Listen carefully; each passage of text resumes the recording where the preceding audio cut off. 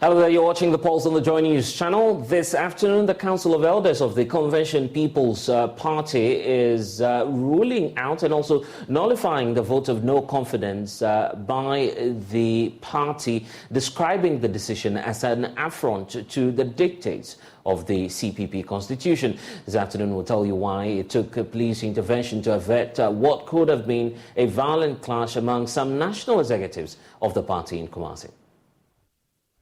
We'll get you the very latest shortly. Also, the governing New Patriotic Party is holding a crucial meeting which will, amongst other issues, discuss the selection of a running mate to the party's flag bearer, Dr. Mahmoud Bawumia. We are live at this venue where the meeting is taking place. Plus, here from the grassroots of the party who are making a strong case for the leadership of the party to consider picking a running mate from the Ashanti region.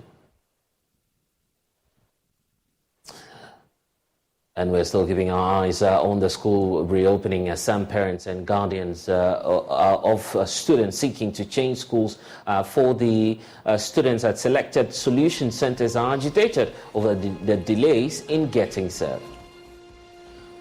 Mansu Kumpesi, and my child had admission at this thing, Abofo.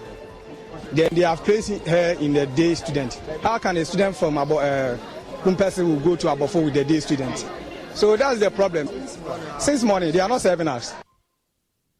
All these and more coming your way here on The Pulse, brought to you by Global Communities, Digni, Lua, Affordable Safe Sanitation. We're on DSTV channel 421, Go TV channel 125. Joy News is independent, fearless and credible. I am Blessed Sudan. Welcome to The Pulse.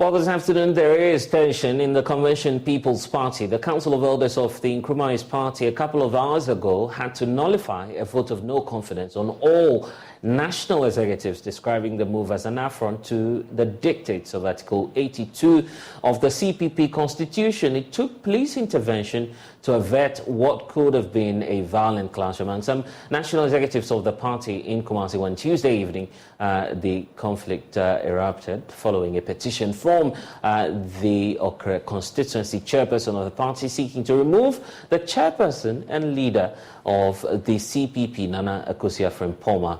And the petition insists that actually the chairperson has caused division among rank and file of the party. An argument over the petition ensued, forcing the national executives of the party, some of them, to resign and block. Well, there's been a press briefing a couple of minutes ago here at SEPS. You see, in our constitution, there is a provision that states that to remove a chairman and leader of a party, the general secretary, there are procedures you have to. The bottom line is that that person must be given a notice of 1 month for him to appear before and also ask questions. Out of the blue, they said they have suspended our chairman and leader, and then even remove all the national executives. We try to advise, but they won't accept. But I'm here to caution and also advise that we are not in a jungle. We are guided by constitution, rules and regulations. And there is no constitution above the Ghana Constitution 1992 that we are using. Everything must be guided. So I'm here to disassociate myself from what happened yesterday night. I don't agree with it, and my members, my friends, comrades don't agree, there's going to be a press conference again, but we have to show our displeasure about what has happened last night. Please, I'm appealing to the general public and all CPP members that we have to make sure and guide against indiscriminate way of removing officers and creating confusion. If there are general problems, there are rules, there are ways to deal about it. So I'm here to defend Nana Sapon Kumankumada. She is still the chairman and leader of this party. Number two, since it did not go through the normal procedure and it was like a coup attempt, we don't accept it in CPP. We will make sure that the court will decide, interpret the CPP constitution for the whole world to know that we have violated our constitution in the first place. And therefore, what happened is illegal. I said last night that it's illegal. It shouldn't be so.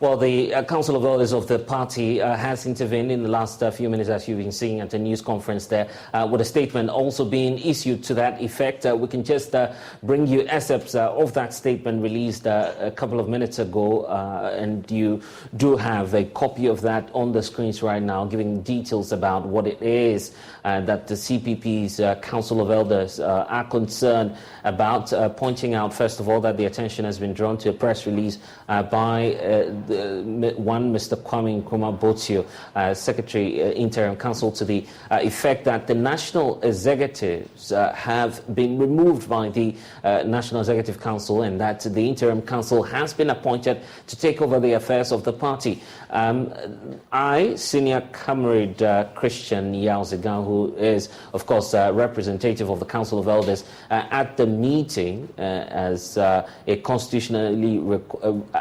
constitutionally required, of course, to witness all that happened at the same or said NEC meeting, and wishes to inform all members and sympathizers of the Convention People's Party that the said NEC meeting, which was supposed to have nullified the position of national officers, was carried out without due process per Article 82 of the party's constitution, and therefore null and void. Now, the voluntary resignation of some of the national officers of the NEC meeting is purely their personal decision, and therefore the statement goes ahead to point out that it will be valid as such. And he's therefore moving on to call on all party members and sympathizers to ignore the said press release, pointing out that, quote, I wish to remind all party members that at any rate at all, the appointment of an interim council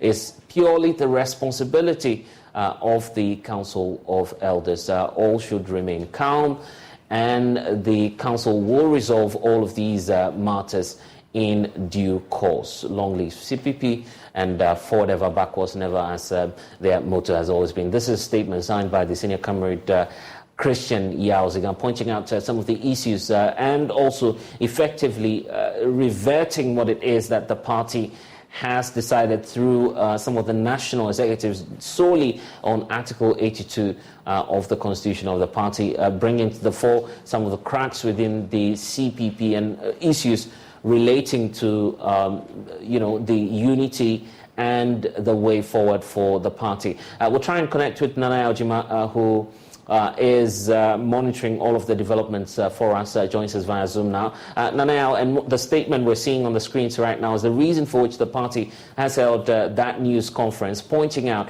the validity or otherwise of the decision by the National Executive Committee. What more can you tell us about this?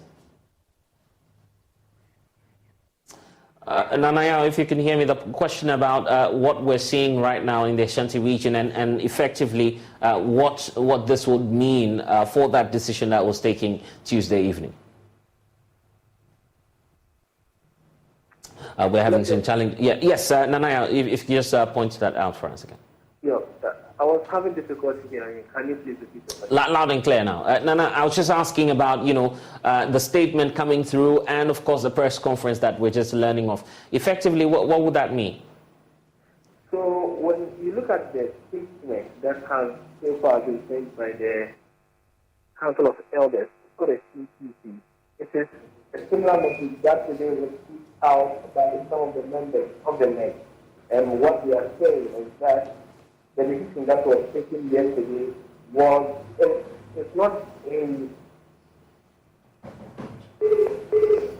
Okay, the lines are not favoring us now. We'll definitely be monitoring all of this and bring you some updates later on.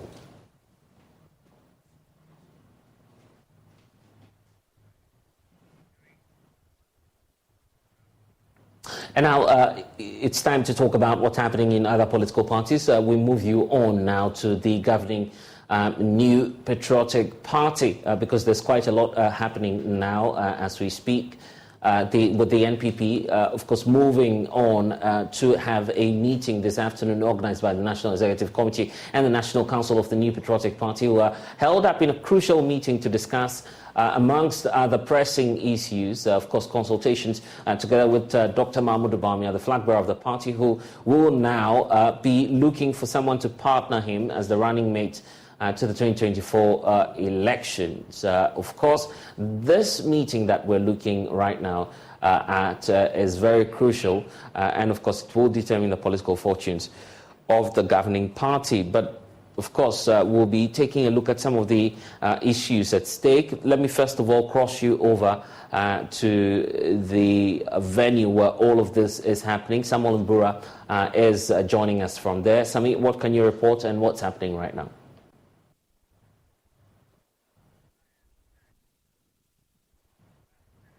And of course, we're just working the lines out. Sami Mbura, my colleague, will be joining us shortly just to give us the very latest of what's happening there at the Alisa Hotel, where we understand that meeting is underway.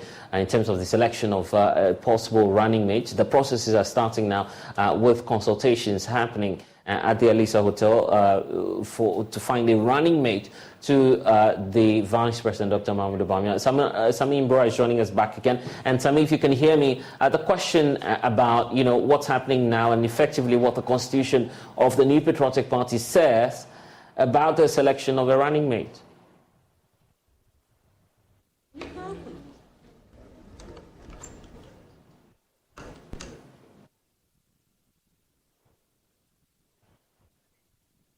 Sami, can you hear me? The question as to what the party's constitution says about what's happening now and why this meeting is being held.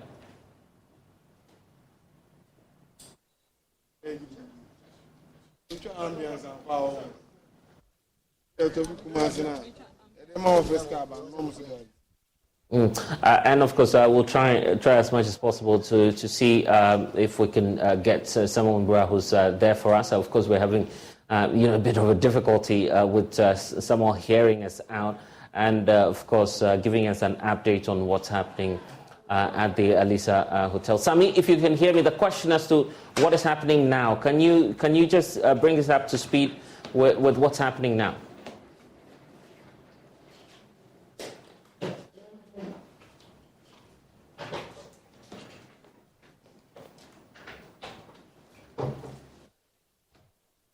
I wasn't hearing him. Sami, can you hear me? What's happening now? Here in Accra, where there's a crucial and critical meeting of the top hierarchy of the NPP currently underway. The first badge of the meeting was the National Executive Committees. Yeah, I can hear you, Blessed. Can you hear me?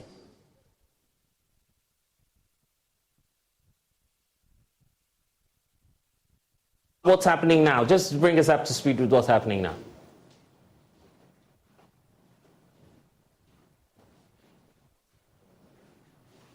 think that there seems to be some challenge there. But what I was saying was that we are live from the Alisa.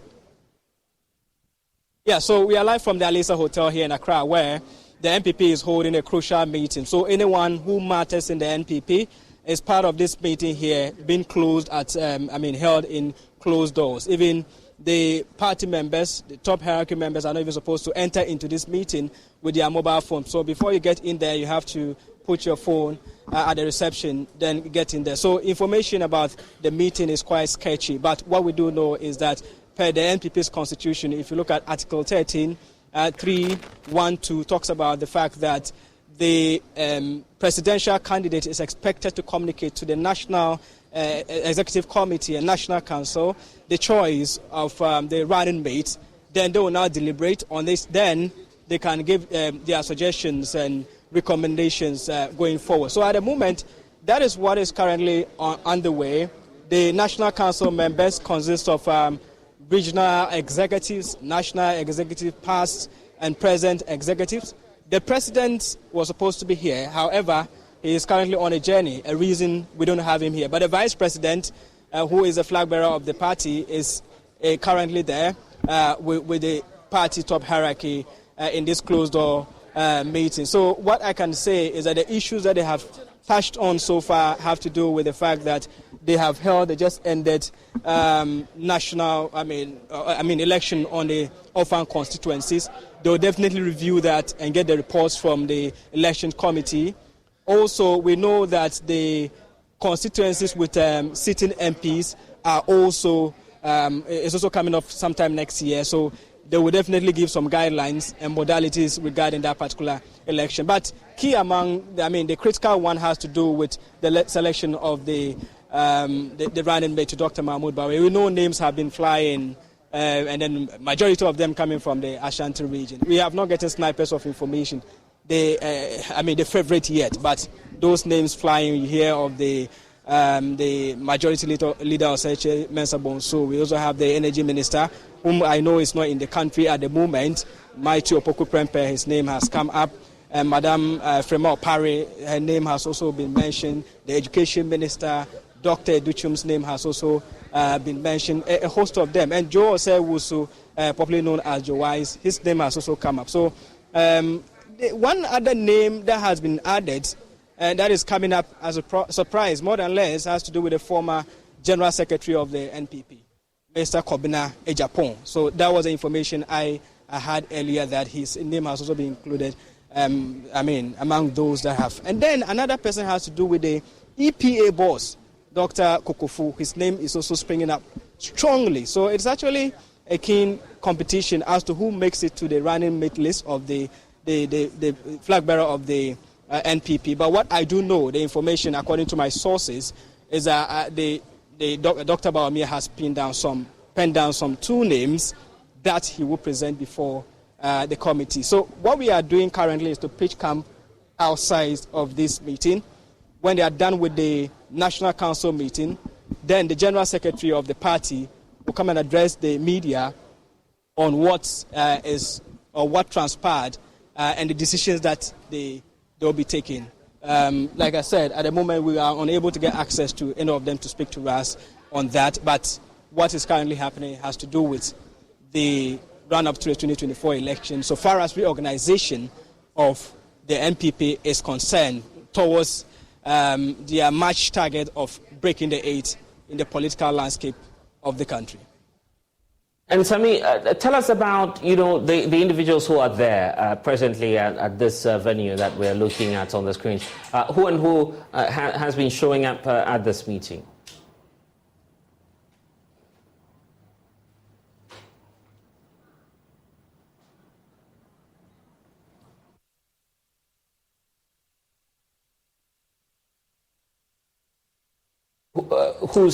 We have MPs appearing, we have ministers, and we have all the top hierarchy members of the NPP. They are here. Anyone who matters in the NPP is supposed to be here. In fact, the former president, Mr. John Ejokun Kufuor, is supposed to be here, but we know definitely he will have his views on this and all that. So when we talk about the National Council of the NPP or the National Executive Committee of the NPP, having a meeting, then it talks about all those who matter in the NPP coming to hold a meeting. So it is actually a tall list, but like I said, one of the big shots has to do with the flag bearer, Dr. Mahmoud Bawumia. We also have the national executives here.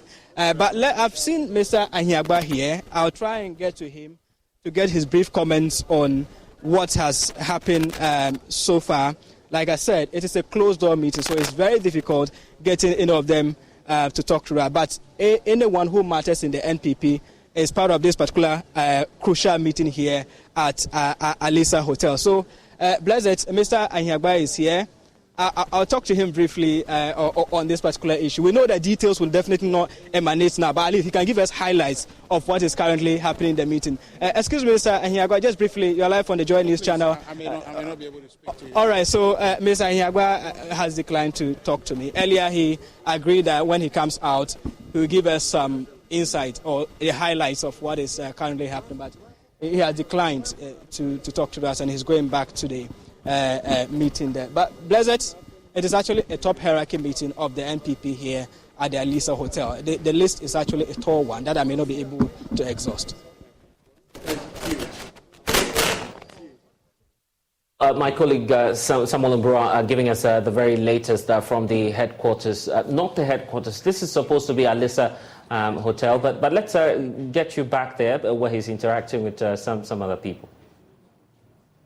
To the Vice President's campaign team. Yes. Tell us, what do you make of today's meeting? How crucial is this meeting for the party? It's a normal process and a ritual. The party has always been doing this, spanning from years 96, 2000, when my late father was chosen as the running mate, when Vice President Bawumia was chosen. So it's part of the rituals of the party.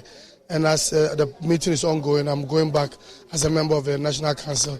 We're still deliberating, but I'm not the best person, and I'm not well positioned to give. I understand, but I know the National Executive Committee met, and then per your own constitution, if you look at Article 13.3, it talks about the fact that the running mate must be communicated 12 months to the election, and then coincidentally, it comes this particular month. Some of these issues have not come up. You've not heard something like that? Yes, I've heard. I know the Constitution. I'm well versed with the Constitution. I've gone through the Constitution. I know what it is, but as a member of the National Council, I shouldn't be seen making any decision now. Whatever it is, I'm going back into the meeting. And whatever that it is, it will be communicated to the public. But we should be rest assured, the Vice President is somebody who is well experienced. He went through the process of selection, and he also knows what is important. What is important is to come out with a running mate that is going to be well accepted by the party, all and sundry. What is in the grapevine? What we have? Names coming from just mainly from the Ashanti region. They say, the one who partner him is definitely coming from the Ashanti region. Is that a consensus from the party? What matters to me as a member of parliament for people of Yendi and a member of the party is to have somebody who would come and help us add an advantage to have a winning number. And obviously, if it's coming from Ashanti or whatever it is coming from, it is the party's interest, and we winning 2024 that is important. So whoever that the Vice President chooses is prerogative, and we will respect the Vice President's choice. Right, so you have seen the support the Vice President has garnered so far since he won this election. Yeah. We've seen the reception he has received in the regions you have gone to. Would you say that from the northern part, the northern caucus of the NPP, you are proud that the party has taken the right decision to elect Dr. Mahmoud Bawumia at this particular crucial moment? Why not? Thank you very much for this opportunity. Obviously, as a son of a former vice president, my late father was the first Muslim vice president to have come from the north after 30 years of wilderness in the NPP. And my dad couldn't make it as a president. And we chose Dr. Bawumia. And it wasn't only about the north, Ashanti region, eastern region, all the 60 regions have spoken that to also say that what John Mahama wished for the party, that we will not choose a running-mate for the north, has been shut down. We have chosen a competent person. Fortunately, the person is from the north. NPP is not looking at the northern card. We are looking at the generality of the party, the competence of the party, and the person who will move us forward. And that is Dr. Mahmoud Bawumia, accepted by all and sundry. And we, even the Northerners, don't own the vice president. I think the Southerners are those who are owning the vice president more than us. So are we expected to see the name unveiled who will be partnering Dr. Mahmoud Bawumia after today's meeting? Should we expect? For now, as a member of the National Council, I'm very careful. What matters after tonight, you hear what was happening today. I shouldn't be in a position to give you any information for now. Thank you very much. So, Honorable Farouk Aliyu Mahama is the son of the the former Vice President under the Kufuor administration, talking to us. His views represent that of the NPP Northern caucus there. What he's saying is that for now he wouldn't tell us the intentions of the meeting, but maybe in the next 2 hours we should know what the entire details are. So, like I said, the meeting is still underway, and we are still hanging out here and then nosing around to get the relevant information to feed our audience. Pleasant. Samuel Mbura joining us with the very latest in terms of that crucial meeting happening next, and other leading figures of the NPP are all in a search for the running mate to Vice President Dr. Mahmoud Bawumia, who is now leading the New Patriotic Party into the 2024 elections. There's a group, Alliance for Foot Soldiers Advocacy, a grassroots-based organization within the NPP, asking the Vice President to consider moving towards the Ashanti region, given the fact that it is the base of the party. We'll get into the details of that shortly and explore the possibility of what's likely to happen and if the Vice President should consider any other region apart from the Ashanti. But the Ashanti has been big. It's not just AFA raising the concern, but some, political watchers as well. Isaac Ofieje is our man data analyst here at Joy News, looking at the possible Ashanti figures that we've been discussing ever since, Dr. Mahmoud Bawumia became the leading figure of the party. And of course, it goes without saying that the Ashanti region is the base of the New Patriotic Party. I see 4 notable faces right behind you. Take us through them. In fact, all of them blessed from the Ashanti region. We have a first, which is, Osei Chairman Sabonsu. Right. Swami constituency. That's our majority leader in Parliament, right? Matthew Opoku Prempeh, who is the current energy minister, also in the mix over there. There's Osei Owusu, who is the Jose Owusu Bekwai MP, and then also the Deputy Speaker of Parliament, Yao Osei Duchum, Education Minister. Right. All of these 4 people are actually in the lead, and we don't know who will be chosen to become the running mate of Dr. Mahmoud Bawumia. He has been there before. He's been, one of the candidates. He knows the process that this whole thing has to go through. If there's going to be lobbying, he knows, he's aware. If there's going to be any form of consultation, he's aware.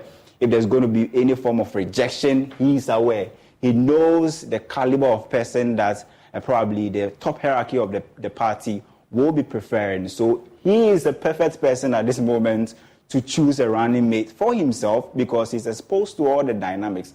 Now, if you look at his popularity when we had the main delegate conference, that was November 4th this year, you will see that this is the regional breakdown, trying to give you a picture of how he performed. Fared, yes. Exactly.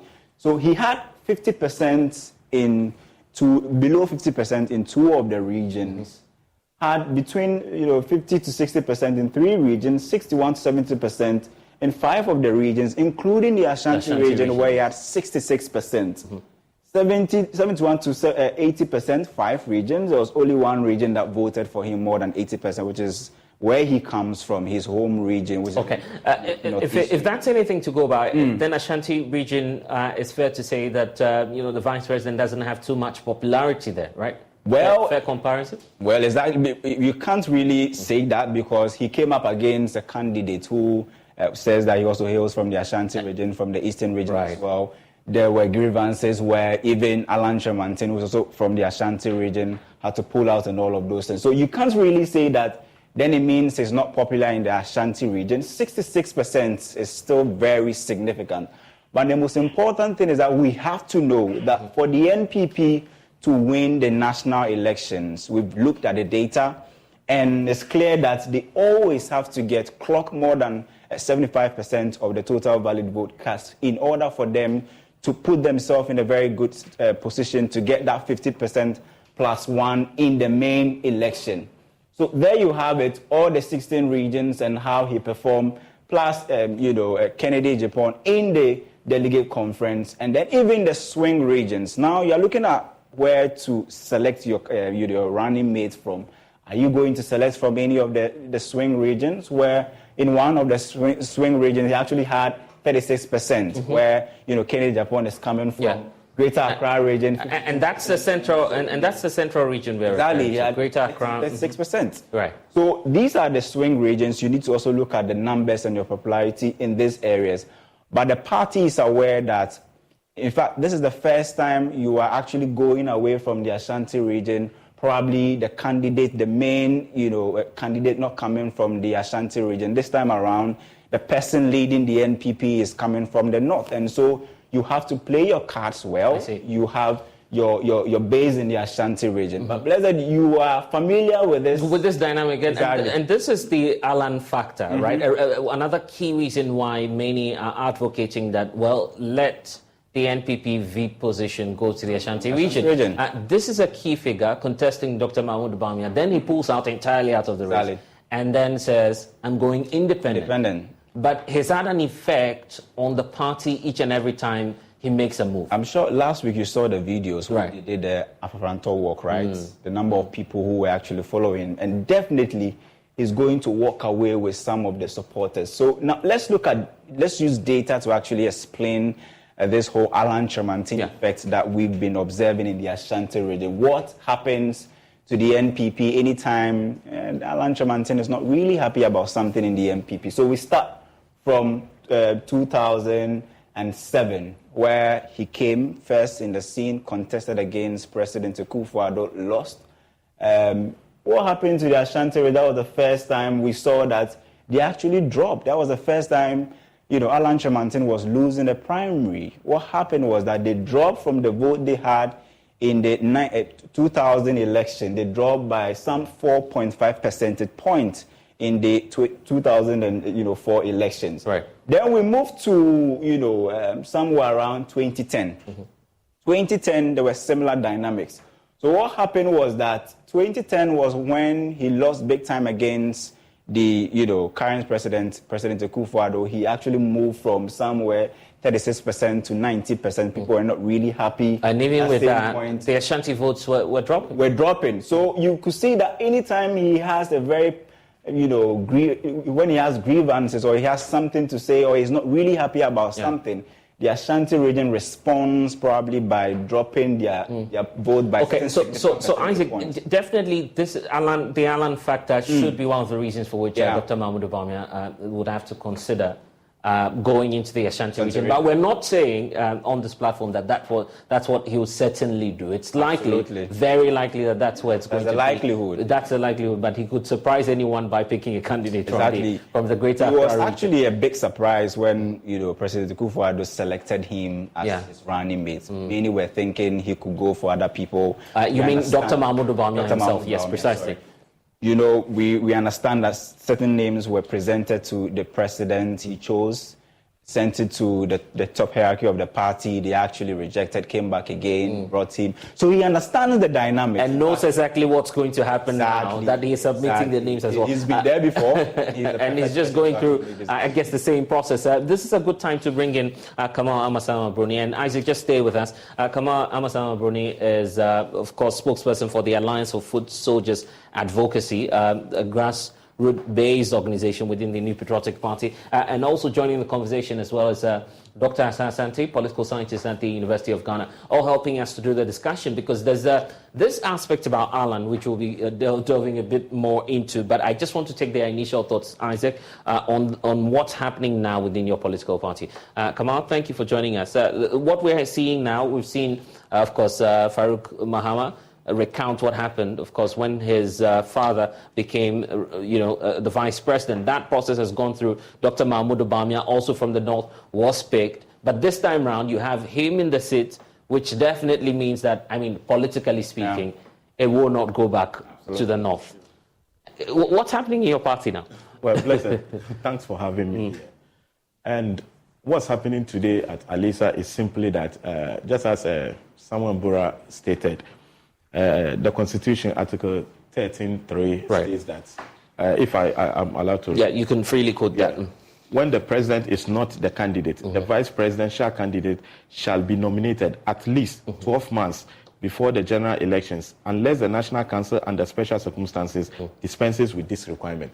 So they are there. Perhaps they can choose to take the latter part, maybe if there are certain issues why they have to dispense, then that. Other than that, the Constitution stipulates that the presidential candidate now for the New Patriotic Party, that has to do with Doctor, has to... Okay, what I want us to do now is to hold on. Dr. Asah-Asante, just hold on for us briefly. We understand the General Secretary of the party, Justin Kodia Frimpong, is addressing the press. We can take you there live now where he's speaking. It was agreed by NEC, which is in charge of parliamentary primaries of our party, that the date for the sitting members of parliament primaries be varied from 20th January to 27th January. So the new date for the elections at where the party have members of parliament will be on the 27th of January 2024. So kindly take notice of that. Aside that, in line with our constitution, particularly reference to Article 13(3)(2), and I'll read. The vice presidential candidate shall be a known and active member of at least 5 years and shall be nominated by a presidential candidate at least 12 months before general elections, when the party is not in government or the president is not the candidate. The National Council may, however, dispense with this requirement under special circumstances.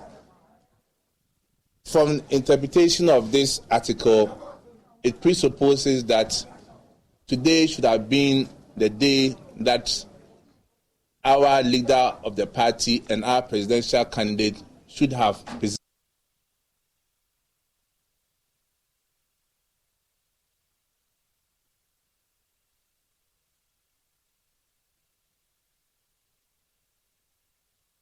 Well, unfortunately, we've lost that connection to the General Secretary of the New Patriotic Party, who's now addressing the press and, of course, providing some updates. Very crucial one on what the next phase of reorganization for the NPP will be.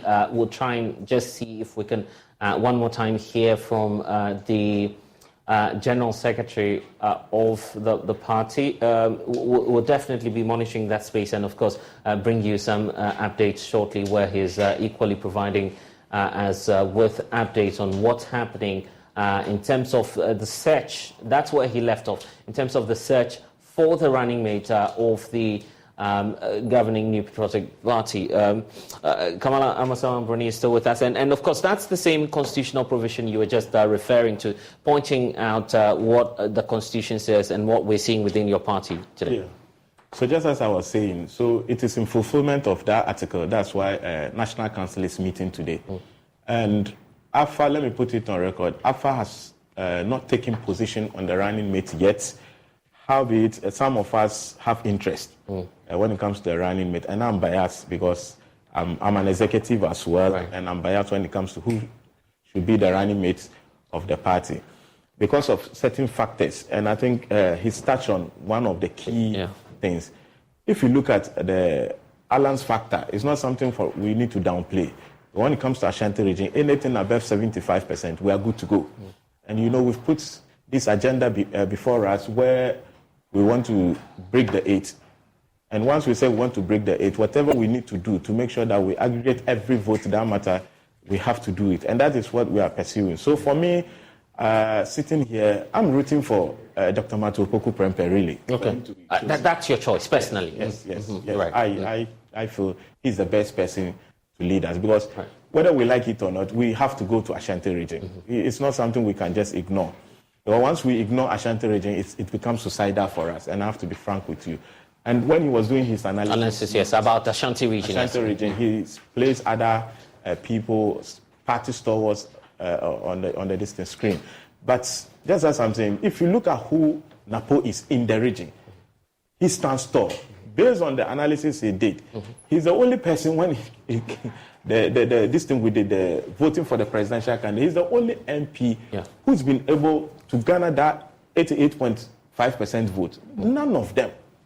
The others, the names being mentioned, none of them have been able to get in. But you also need to be fair and also point out at this moment that in terms of following, that's the Ashanti region. You don't expect anything less in terms of following from someone who's an MP from the Mensah area. Yeah, that's what I'm saying. That there are others who are equally influential in their constituency, but Napo is influential when it comes to the whole Ashanti region. In fact, when you look at even his rapport with the Ashanti man, it's splendid. I believe he clicks with them, and you can't have a running mate who perhaps may be having issue with the Ashanti man, because when it comes to Ashanti region, it's the Ashanti man. Right. Anything short than that, it will be difficult for you to make. And Napo cuts across. When it comes to the youthful appeal, Napo is there. Right. So if Napo partners Dr. Mawumia, for instance, in terms of future-wise, Dr. Napo can take over. Yeah. So age-wise, it also favors him. Another thing, sometimes we also look at this party, the tradition. We normally have, what's the name? Actually, with the career politicians who partner others who are not, so that where there are kind of shortfalls, the others also supporting. And Napo, we all know the role he plays. So looking at the region and looking at who has the appeal within the grassroots, and just as we are saying, we are representing the grassroots, and I'm a spokesperson for that. And of course, we'll be getting back to you. We'll try and see if, of course, we can re-establish a connection to the Alisa Hotel, where, of course, the General Secretary of the party has been addressing the press on, all of these issues. But let me bring in now Dr. Asa Asante, who's also joining the conversation. Doc, and you've been listening to the analysis, to the concerns by the grassroots party, and also we're just listening briefly to the General Secretary when the link actually went off. But he's quoting Article 13 of the NPP Constitution, pointing out that now that they are, short of time in terms of what the Vice President ought to do, and that's looking for a running mate. Looking at the names coming up now, do you feel that the Ashanti region is certainly the destination for the Vice President?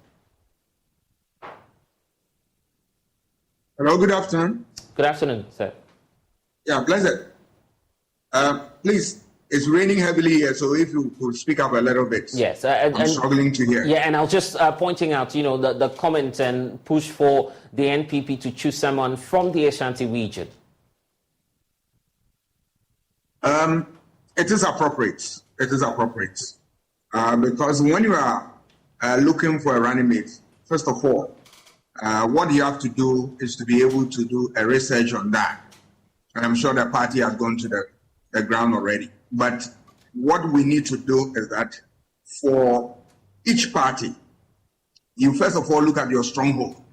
It is your stronghold that you get the person who best represents the party in terms of the kind of support you are going to derive from the place. Take, for instance, Ashanti region MPP going to pick a candidate as a running mate from Volta region. It is not the case that they are going to ginger people and for them to vote for MPP massively. No, it won't change, because for Ashanti and Volta region, the voting psychology doesn't change. They know what they want, and that nothing can move them. So any of the two parties, you pick, first of all, from your stronghold is the first choice. Then if you don't settle on that, then you can go to a swing region. All right. So for MPP to settle in Ashanti region, I think it's in order. And they pick somebody there. They are likely to influence a number of voters to vote one way in favor of them. All right. Let me also add that it is not only the vice presidential slot that gives the party that influence voter choice. No, there are a number of factors. But for the running mates, it is tactical that MPP picks from Ashanti region. Once they do that, I think they have placed themselves in a very good position, right? And I don't also expect NDC going to pick from a running mate from Ashanti region. They will be just wasting their time. They settle on either Volta or the swing regions. It will favor them. Yeah. I see. But right now, though, what would that change in terms of the dynamics of the 2024 elections if we see someone coming from the Ashanti region? Oh, obviously, when MPP is able to... You are talking about MPP, I guess. Yes, precisely. Yes. If MPP is able to pick from Ashanti region running mates, obviously, in Ashanti region, you are looking for between 70%, 75% for MPP to be able, when they're able to clock that, they are likely to win the elections, right? So obviously somebody from Ashanti region is going to ginger a number of people to support the party in its quest to maintain power 2024.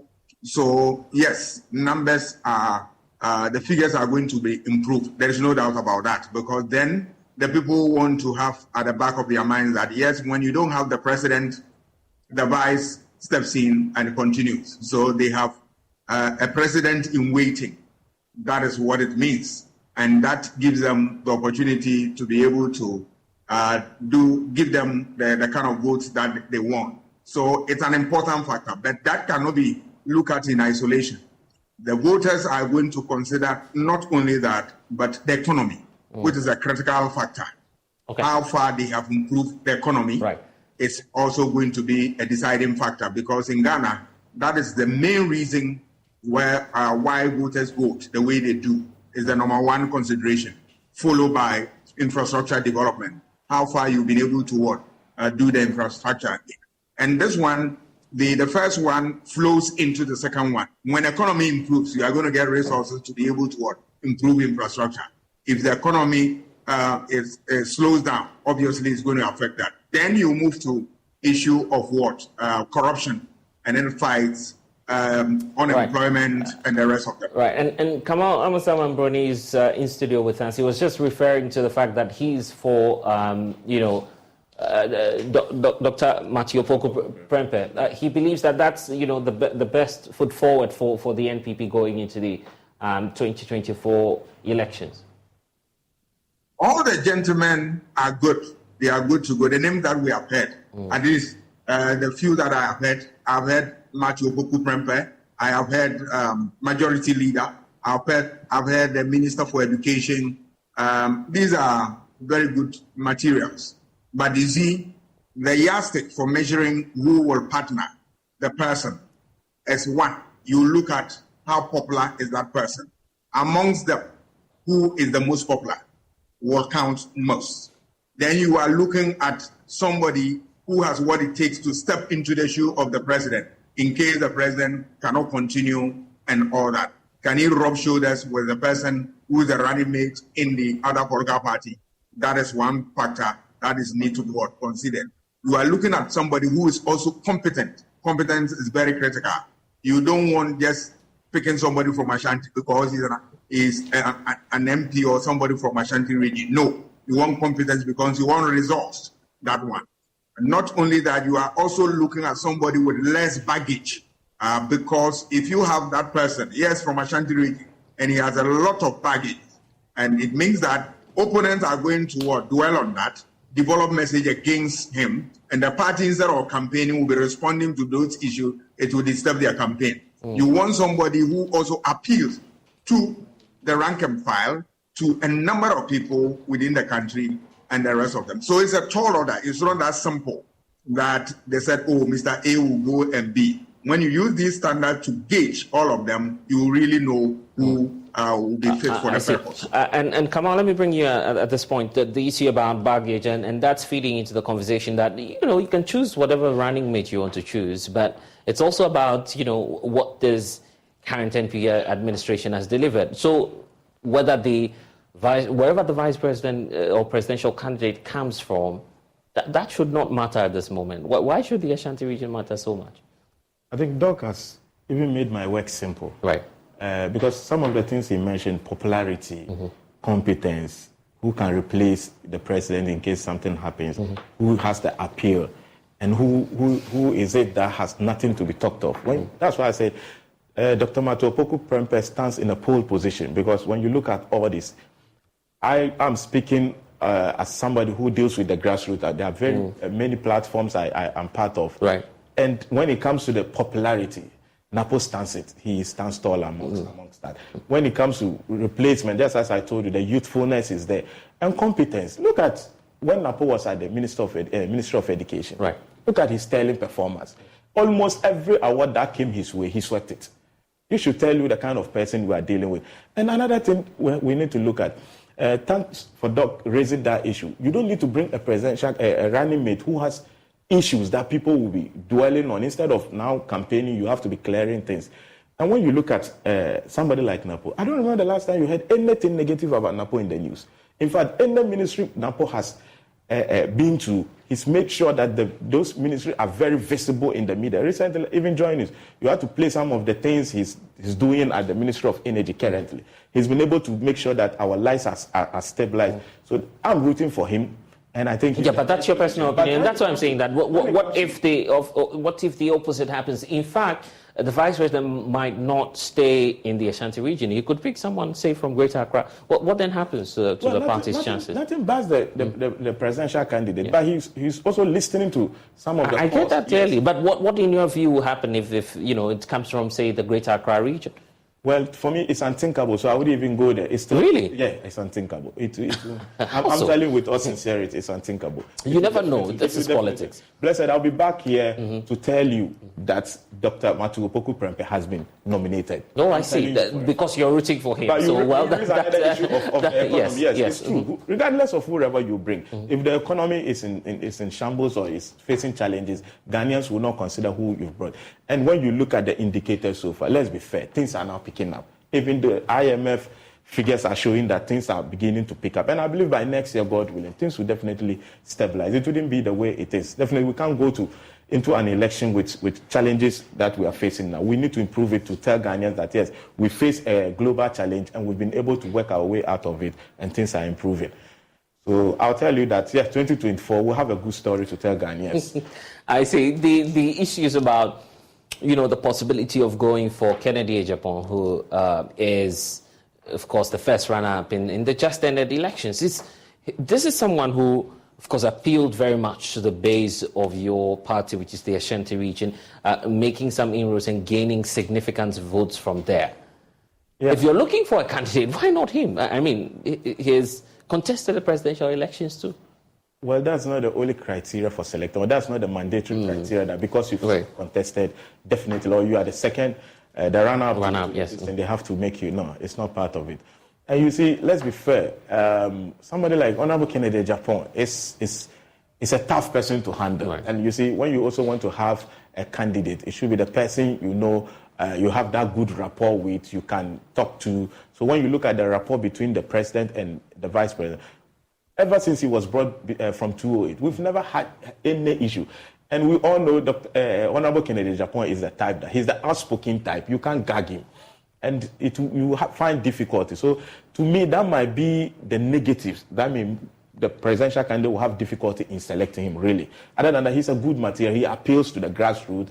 Yes, even though some of us didn't go for him. But any day, anytime you bring Kennedy Agyapong on board, to help the campaign, definitely he will deliver. And I know he'll be part of the national campaign. He will lead the campaign, of course, for us to win. Because you can't do away with I see. Of course, Dr. Asante, you have some take on that. The point Kamal is raising about, looking amongst the list of those who contested the just-ended presidential primaries of the party. Is that not an area to look at? You have not just Kennedy Agyapong. The question again. Yes, I was just pointing out that, looking at the list of those who contested the presidential primaries of the NPP, there are some good faces there, of course, some of them who come from the Ashanti region and others from other regions that the vice president could be looking at. Oh, obviously, if you don't pick from Ashanti region, your next suitable area should be the swing regions. So I'm sure you were asking a question about why they will not settle down on Kennedy Agyapong. Yeah. Yes, and not just him, but all those who contested, the presidential primaries of the party.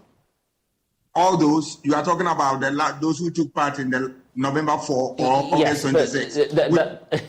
Excluding Alan Kojo, I think, of course. I'm talking about that list.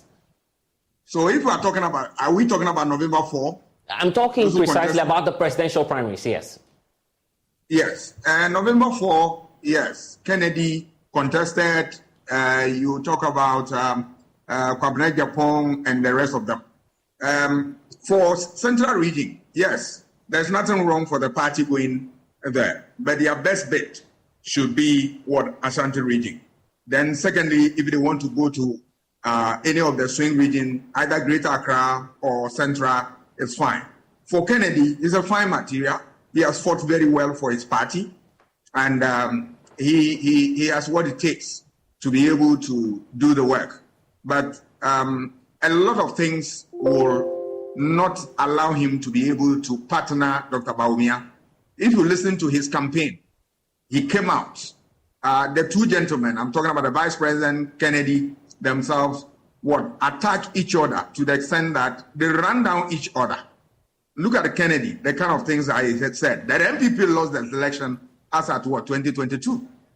That you are talking about a government flagship program, which is 1D, 1F. He said it doesn't see much. And remember, politics is the contest of ideas and referendum of your work. This is a government major flagship program. He has run it down. He talked about the fact that, look, the MPP is looting the state as if there's no tomorrow. How can this thing change overnight? He's talking about, they said they have strategies, but here they took the exchange rate from 4 cedi to $1 to 4 cedi to 12 cedis today. How is he going to explain that? So all that in effect, what I'm saying that the thing that he said in the campaign will really weigh against him and whoever he partners with. Dr. Bawumia, it can be a good pair for them. Remember their campaign to Kennedy's team also was accusing Bawumia's office that they issued the 10 cents of Kennedy Agyapong, and that also ran Kennedy down. So there are a lot of things that will weigh heavily against Kennedy Agyapong, even though I consider that he's very solid. He has fought for his party.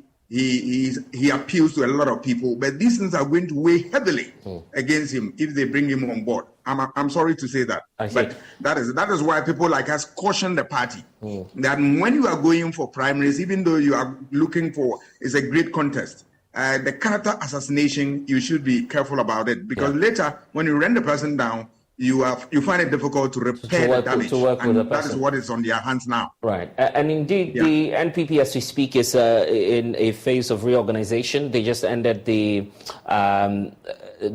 parliamentary primaries in orphan constituencies. The General Secretary was, pointing out to the next phase, which will be for places where you have sitting MPs. That's another, make or break for the party, you agree. That process must be handled carefully.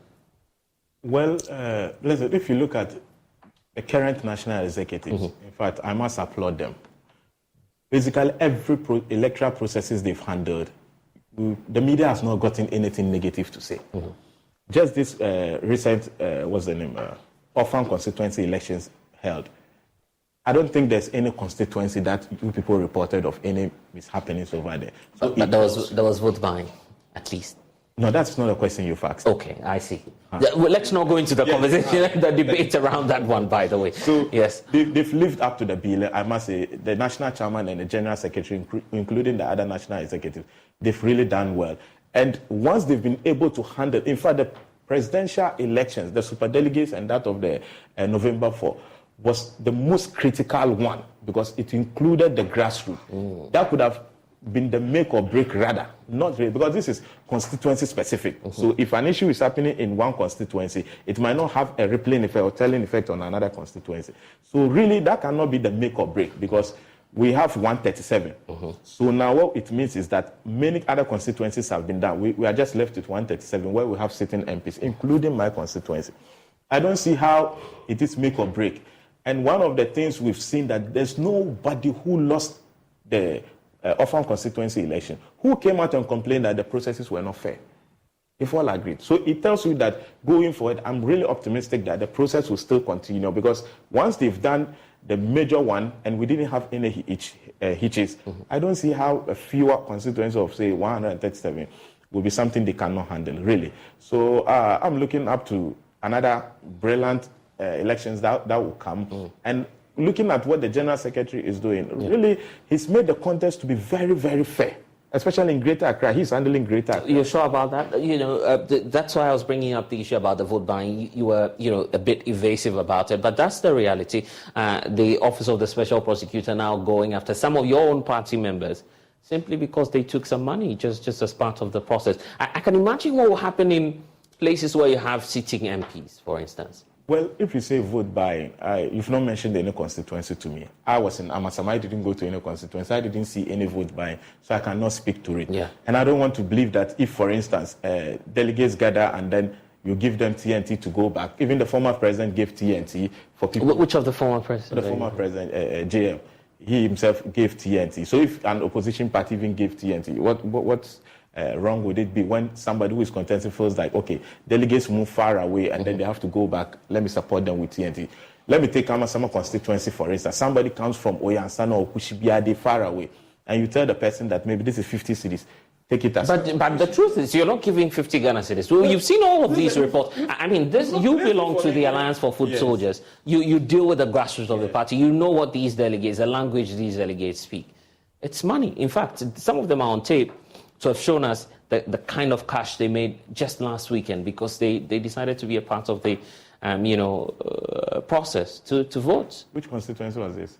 Oh, but you've seen a number of constituencies in the Ashanti region, even here in the Greater Accra region, the Ablekuma Central area also. You saw the video for which the OSP says he wants these individuals to come and answer questions. They were on TV pointing out to us and showing us cash that they made out of the exercise. Well, let me give you an instance. When we were doing the November 4 general presidential election, in my constituency, we had the opposition members there who were there.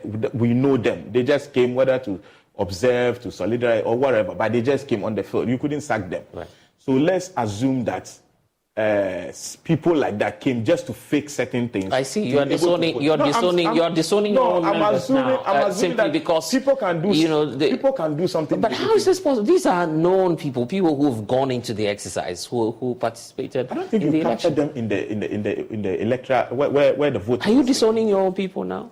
No, I'm not disowning anybody because I've not seen any of the videos you are talking of. Seriously, I've not watched them. That's how come when you said I asked you which constituency. You see, that tells you that I've not seen. But just as I'm saying, if you support people with TNT for them to go back, or perhaps, we are going together and then somebody prepares food, brings it there, I don't see anything wrong with it. It won't influence anything? But moneycracy is not something I subscribe to, really. Right. Yes, I don't subscribe. So if there are evidence that monies were shared, those kind of things, we all condemn it and hope that next time... And I'm just setting an example. If I give you transport to come to a polling center and I'm contesting in that election, would you still go ahead and vote against me? That's it. Well, you are not the only person giving. If you are 4 contestants... Oh, so they are not there's not only one candidate who gives money? Listen, I've come to the center. I've not coerced you to give me transportation. I got there and then you tell me that, I should come and take TNT. Another candidate... So you want to take my TNT for free? That's what you're saying? No, but you are giving... I'm not... what's the name? I've not asked you to give me money. I've not placed a price on my vote that... Listen, unless you give me 1,000 or 500 or 50 Ghana, I'm not going to vote for you. If I should do that, then I'm taking something in return to vote for you, which is bad. But if I get to the center and then they say, candidate A says that each delegate that's here should be given TNT, I'm inclusive. You take it? Yeah, I'm inclusive. Will you take it? Oh, yes, I'm inclusive because the person says any delegate that comes to the center should be given it. And if I qualify to be a delegate, it means, because if you don't take it, somebody will take it. Because they won't return the money to the person who has issued the money. Is that what happens? They usually don't return it. Okay. Because even that D-Day, sometimes, when we go, we tie our banners and those. When we close, we even ask, who are those who have untied those things? Because by the time you realize the whole place has been kind of, if I may use, ransacked. Yeah. So it happens. And then during electoral issues, you are busy. If you are a contestant, for instance, I'm contesting assembly election, on D-Day I'll be busy. Okay. If I say, maybe there are people who will be coming from point A to come and vote, even though they've registered in my electoral area, perhaps they've moved to rent at a certain place, and they told me, come on, we're going to come, perhaps support us with TNT. And then they come and say, support them with TNT. How corruptible is this? I see. And Dr. Asante, the final phase of the reorganization process, electing MPs in places where they have seating members of parliament, of course, Kamal pointing to the fact that if you give transport for people just to come and elect you, or, support the electoral process, that nothing should be wrong with that. I disagree. Let us look at it this way. People come there. He said, oh, if you give 50, right? This is your ability to give 50. Somebody also gives 1,000. He will tell you, oh, it's TNT. Somebody gives a car. They are all curing that problem of TNT. So why are you worried when the person decided, I'll give Land Cruiser? Is it not TNT you are dealing with? Land Cruiser? Yes. Is it not TNT? The person is a chairman, and that we want this TNT business to stop once and for all. So I've given Land Cruiser. Anytime there's election, use the car. Am I not dealing with the TNT problem? Yeah, but that's like spoiling the delegates for choice, giving them a view. I am also, because look, if 50 city doesn't mean anything, you can't tell me that 1,000 means anything, because we are dealing with the same problem of track TNT. So somebody said that I am also giving 1,000. Yeah, this is something small. Yeah, if you are traveling from this distance, inconvenient, just get 1,000. Would you say that one will influence? If 50 is nothing wrong, I'm not sure giving Land Cruiser or 1,000 or 2,000 is wrong. If we agree that these things are TNT, then we must shut up when people give Land Cruiser, when people give 20,000, 50,000.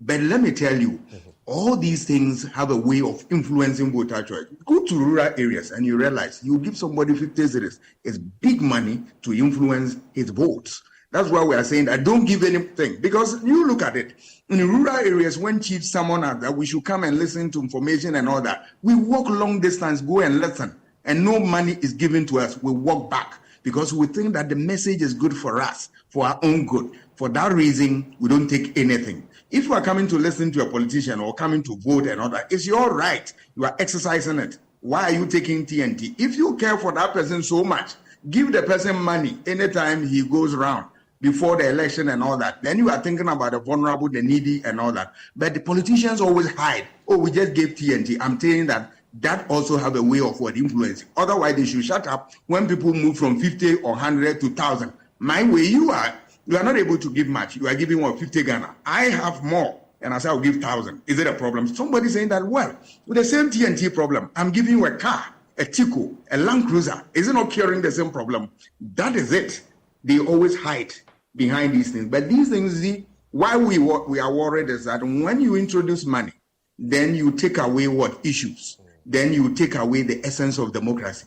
Then democracy is for the highest bidder. Is that what we are talking about? But it's unfortunate that all these things are happening. Politicians justify them, and we sit down, we don't punish them enough. People who give up money in any means, we should be able to throw them out. They are not in to serve our interests. Okay, but at any moment you decide to give up Land Cruisers when you're contesting, just call me. I'll be a delegate. I'll be delegate, of course. Are they not curing all right. Dr. Asante, I'm grateful for your time. Also went too far in terms of some of the examples he said.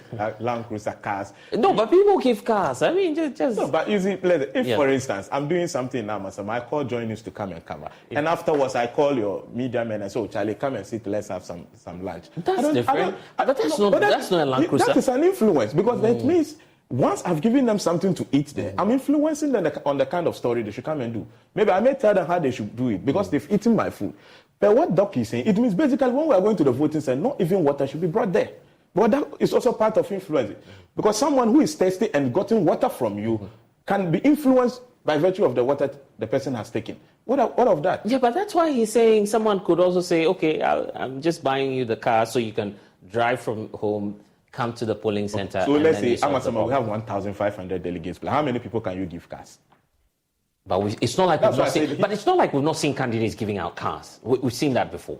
Well, I've never seen that. Okay. Cars, I've never seen that. Oh. Really, I've never seen. The small vehicles. I've never seen, and I don't think I'll ever see. Oh, I see. Yeah. Okay. You seem to be a fine gentleman, so we'll leave it at that. Thank you for joining us. Yes, right. Okay. I'm contesting for the Amasama electoral area elections as Assemblyman come December 19th. So I'm pleading that my electoral area people on 19th December, they should come out and vote for me massively. And bless you, there's last thing I want to on what's the name? Saturday 9th, myself and then Dr. Dan. So that's a doctor for minutes medical and fertility located in Amasamah. In collaboration with Gift of God Aid Foundation, we are undertaking a health screening exercise at the Amasamah Zonal Council. So I encourage people to come there. There will be posturing, there will be sugar, blood, those things. But the last thing I'm coming to touch up on has to do with the Amasamah Park there. The youth are boiling because that place has been given to a private developer to come and develop. The youth have not been consulted. Their footballing activity has been stalled, and then they want to protest. Some of us are talking to them. Right. I beg authorities should engage them, let them know. Because once you do AstroTurf, for the first time, blessed, I'm rushing, for the first time, an AstroTurf is going together with stores. Can you imagine? So it tells you the profit motive behind those things. And then the youth are telling us that they want to go on demonstration. We are telling them that they should hold on, we'll talk to authorities that be, and then we'll know the details. Because when you want to take things like this, where every footballing activity or sporting activity is taking place, at least engage the youth and let them know what's happening. Okay, we'll see what happens on December 19, but of course, don't give land cruises. That's what I would say. But thank you so much, Kamal and Dr. Asah-Asante for joining the conversation. You're watching The Pulse here on the Joy News channel. We're taking a break, but when we return, we'll talk about some parents and also guardians of students seeking, of course, some change of schools at the Ashanti Regional Solution Center, and our agitator will tell you why.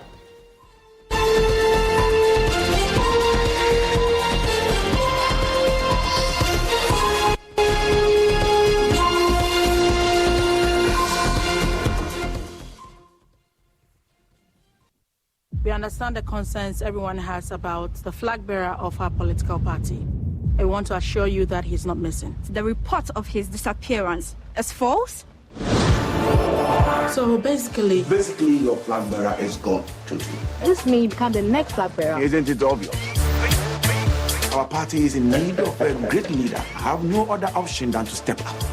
I want you to be my running mate. I would like to announce that I intend to contest for the flag bearer. My name is Osei. I don't fear elections. I will win hands down. I am a tiger. My people have a saying that a live dog is far better than a dead tiger. So I wanted him to invest in our campaign. I didn't know that he would betray me. Now you have to win $250,000. Hey, that's how much you know. Why do you have to shout the youth in Disney like that? Sorry, that's how much you owe.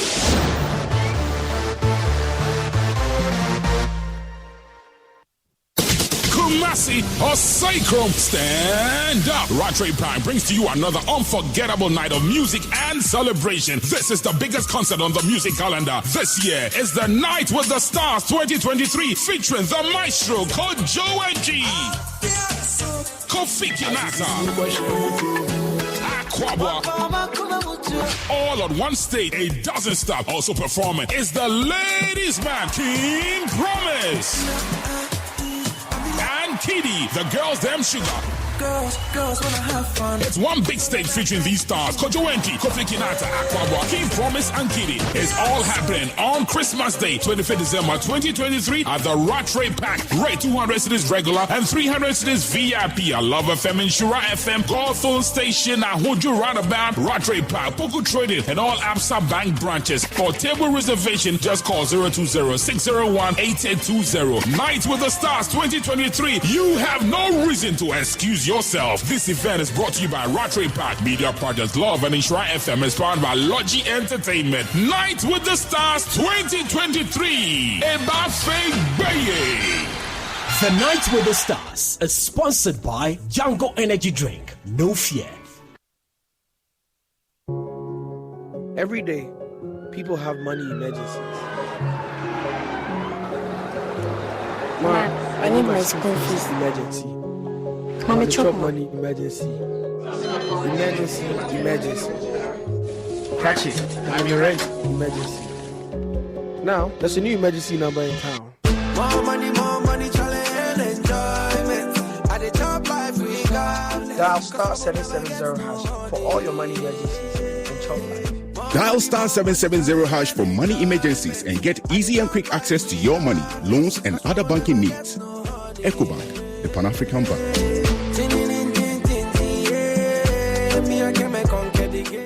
In partnership with Joy FM, Roverman Productions presents For Girls, The Spell. An original Able White play.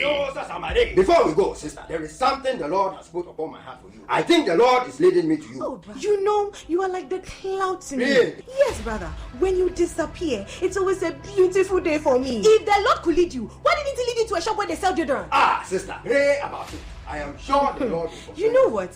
Right now, I need something only you can give What me. is that, sister? Your departure. Venue, Bema Hall at Bema Camp. Dates, December 2nd, 3rd, 8th, 9th, and 10th. Time, first show on Friday at 7 p.m. 2 shows on Saturday at 4 p.m. and 8 p.m. 3 shows on Sunday at 1 p.m., 4 p.m., and 8 p.m. Rates, 150 Ghana cedis. For tickets, dial *365 *535 hash. WhatsApp 050-554-6010 or visit all usual outlets. Sponsors, Gino and GCB Bank.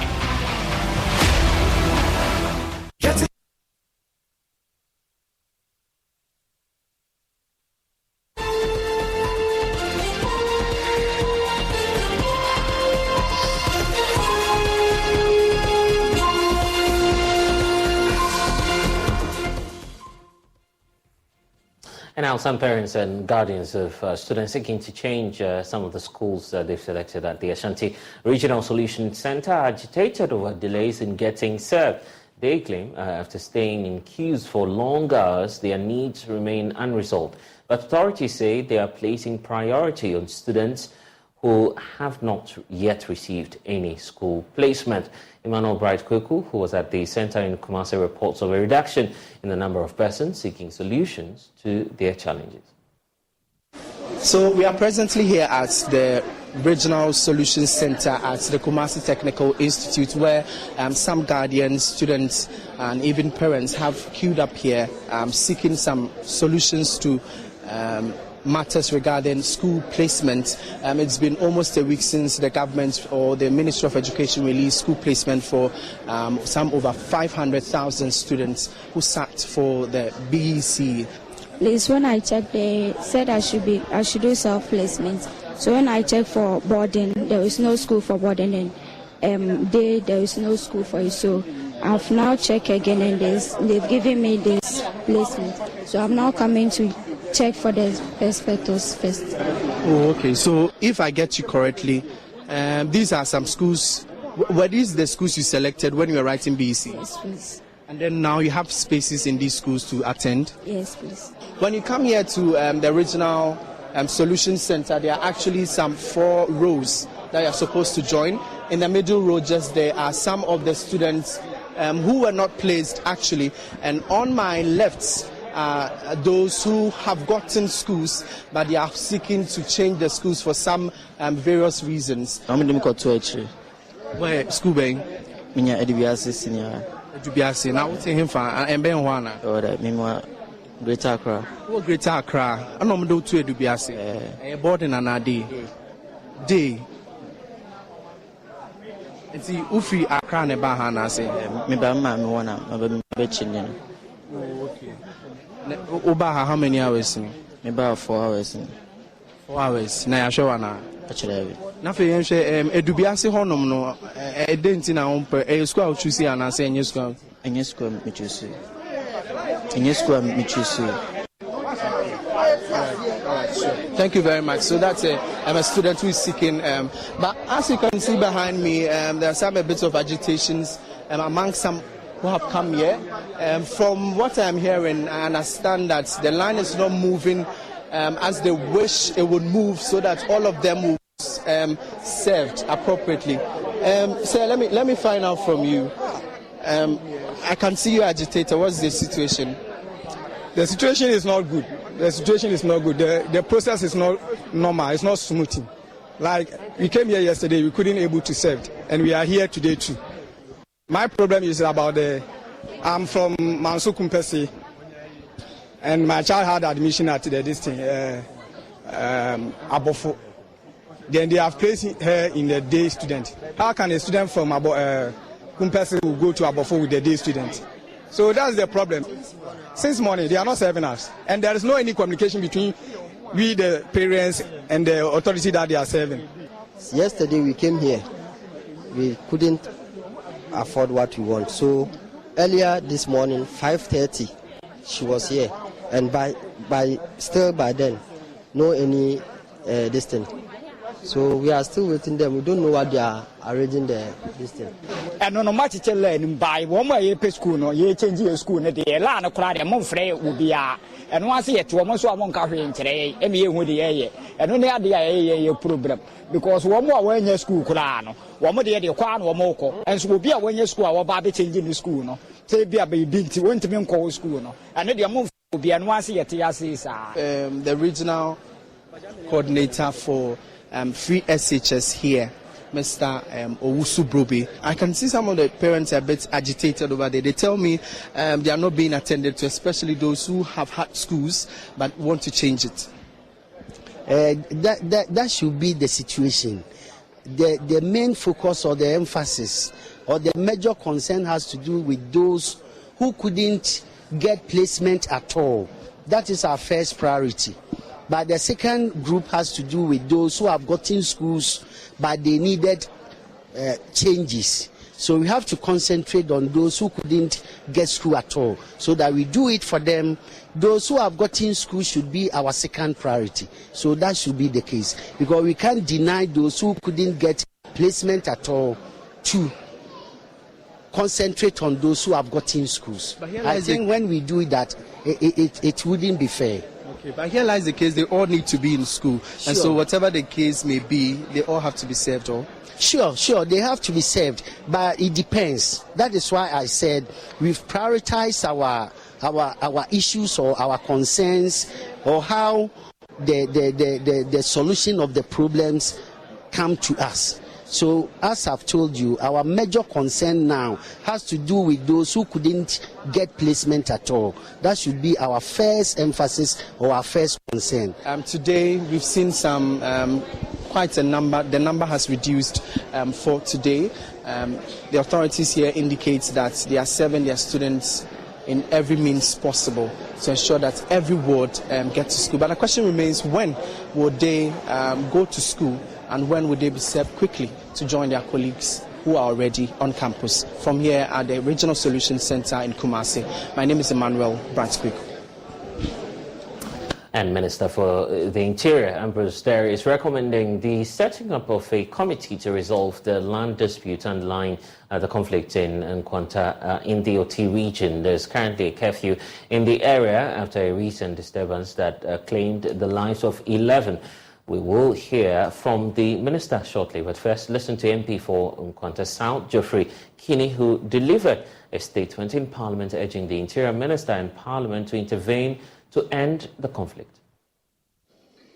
It is important to state at this material period, when most of other communities across the country and indeed the world in general are putting their resources, energy and time to generate wealth to support quest for a better life for themselves and also develop their areas, we in Nkwanta South cannot afford to continue to be at each other's throats when our very lives are being destroyed. I wish to indicate that any individual or group of persons who persist in ignoring the rational call and continue to wreak havoc on the area must be decisively and comprehensively dealt with according to the law, so that they do not hold the people of the area to ransom. Mr. Speaker, I wish to take this opportunity to thank our chiefs, religious and opinion leaders, NGOs, security personnel, and all other well-meaning individuals and groups for their invaluable contribution to helping stabilize the area. Mr. Speaker, I am optimistic we in Nkwanta South will work together assiduously to overcome this tragedy and return to the days when the climate of peaceful coexistence permeated the relations between the various ethnic groups and religious groupings of the area. We definitely, by the grace of the Almighty God, will overcome. Reacting to the statement, Interior Minister Ambrose Derry argued that one of the surest ways to actually end the conflict will be to address the underlying dispute. Hence, his recommendation to set up a committee, which includes the Lands Committee, to put up an end, actually, to the dispute. I had to impose a curfew. The very day that the Honourable Member of Parliament was concerned about the conflict, I was compelled, went through the processes and imposed a curfew. Yes, as Honourable Adams is saying, the curfew has its own negative impact, namely free movement of goods and services, and therefore foodstuff and what have you. Mr. Speaker, while we are at it, let me inform the House that the curfew is being imposed and enforced, and a number of people who have breached the curfew have been sent to court, fined, and convicted, fined. So there is some calm. But we are the first to admit that because the matter is a land matter, we cannot take this calm for granted. I want to assure the House that it's not just the police who are working on it, but also National Peace Council has come in.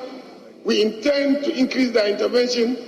I've taken note of the intervention of Honourable Adams, and therefore we're sending NADMO to go to the area to find out what we can do to ameliorate the situation. But Mr. Speaker, I want to work with my colleagues so that with the RESEC, let us set up a committee. I would want Lands Commission to be involved. Let us set up a committee that would do something about the underlying land conflict. Well, from what's happening here in Ghana, let's check out what's happening elsewhere because there's heightened security tension in Europe following attacks in Paris. A German man died and two others, including a British man, who have been injured in a knife and a hammer attack on a street in central Paris. With the holiday season in full swing, German police say they will be paying extra attention to security at holiday events and also gatherings, especially Germany's famous Christmas markets. Well, let's check out more from Emily Schultz, who's joining us now. What's leading, to these concerns about security this year?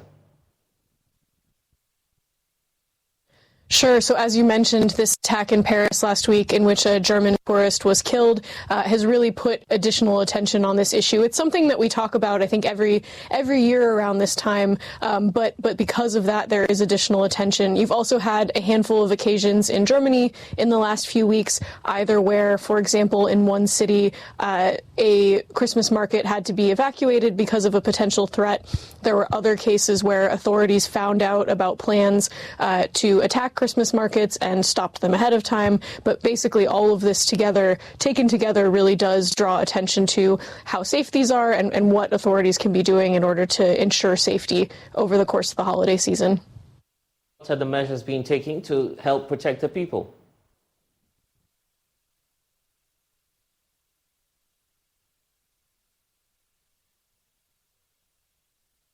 Sure. So back in 2016, there was a major attack on a Christmas market here in Berlin. And since then, you'll see these sort of metal barricades being put up outside of Christmas markets so that cars and trucks are not able to drive into them.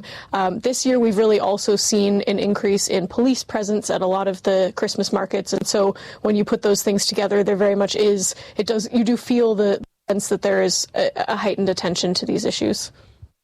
Question as to why Germany's Christmas markets are considered a potential target, and what role do they really play in the German culture? German Christmas markets are such a key part of German culture, and I think not just for Germans themselves, but for people coming to visit the country. And so you have in major cities like Nuremberg, in Munich, in Berlin, you have multiple markets, major markets, some of them that have existed for a very long time.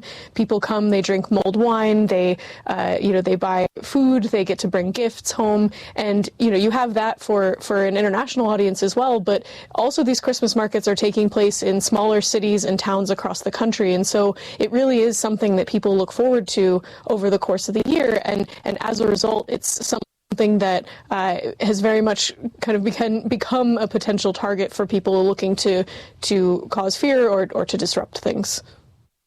Emily Schultz with our partners DW joining us, and that's all we have for you in this package of the Pulse. I'm blessed, so now log on to myjoyonline.com. We have updates for you. Thanks for your company. Bye-bye.